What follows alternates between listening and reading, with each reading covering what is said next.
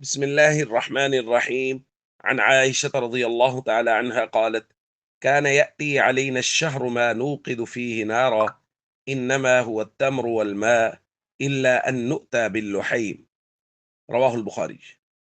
سیدہ عائشہ رضی اللہ تعالی عنہا بیان فرماتی ہیں، ہمارے اوپر ایسا مہینہ بھی گزر جاتا تھا کہ پورا مہینہ چولہا نہیں جلتا تھا، کھانے کے لیے صرف کھجور اور پانی ہوتا تھا۔ ہاں، اگر کبھی کبھار کسی جگہ سے تھوڑا سا گوشت آ جاتا تو وہ استعمال کر لیا جاتا۔ دوستو، نبی کریم صلی اللہ علیہ وسلم کی مبارک زندگی وہ اختیاری فقر و فاقہ والی زندگی تھی۔ نبی کریم صلی اللہ علیہ وسلم کی زندگی کے زیادہ تر اوقات وہ فاقہ میں گزرے۔ خاص طور پر خیبر کی فتح سے پہلے تو حالت کچھ اس طرح سے ہی تھی۔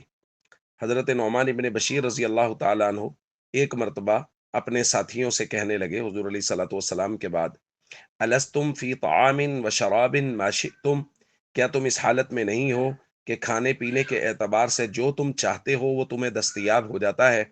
تو انہوں نے کہا جی ہاں، بالکل ایسا ہی ہے۔ تو سیدنا نعمان ابن بشیر نے فرمایا: لقد رأیت نبیکم صلی اللہ علیہ وسلم وما یجد من الدقل ما یملأ بطنہ، میں نے نبی کریم صلی اللہ علیہ وسلم کو اس حال میں دیکھا ہے کہ ردی کھجور پیٹ بھر بھی دستیاب نہیں ہوتی تھی۔ اس طرح نبی کریم صلی اللہ علیہ وسلم کی مبارک زندگی گزری ہے۔ اس سے ہمیں یہ بات بہت اچھی طرح سمجھ لینی چاہیے کہ کامیابی اور ناکامی کا معیار و مدار وہ قطعاً مال و دولت نہیں ہے، مال و اسباب نہیں ہے، بلکہ وہ نبی کریم صلی اللہ علیہ وسلم کا مبارک طریقہ ہے۔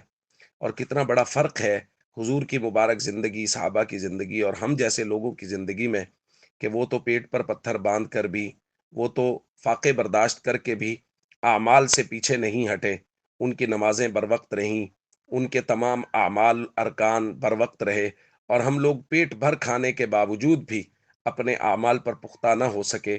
یہ ہمارے لیے بہت بڑا لمحہ فکریہ ہے۔ اور اس کے ساتھ ساتھ اس وقت جو صورتحال غزہ رفح وغیرہ میں ہے، اس پر ہم سب کو خبردار رہنا چاہیے اور دشمن کی مصنوعات کا بائیکاٹ کرنا چاہیے، اس بائیکاٹ کا حصہ بننا چاہیے۔ یہ سوچنا میرا اور آپ کا کام ہی نہیں ہے کہ میرے بائیکاٹ کرنے سے کیا ہوگا۔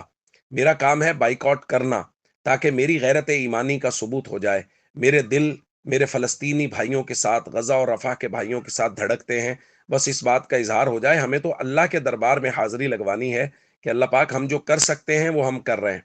تو ہم سب کو چاہیے ان کو اپنی دعاؤں میں بھی یاد رکھیں، اور جس قدر ممکن ہو ہم ان کا تعاون بھی ضرور کرتے رہیں۔ السلام علیکم ورحمۃ اللہ وبرکاتہ۔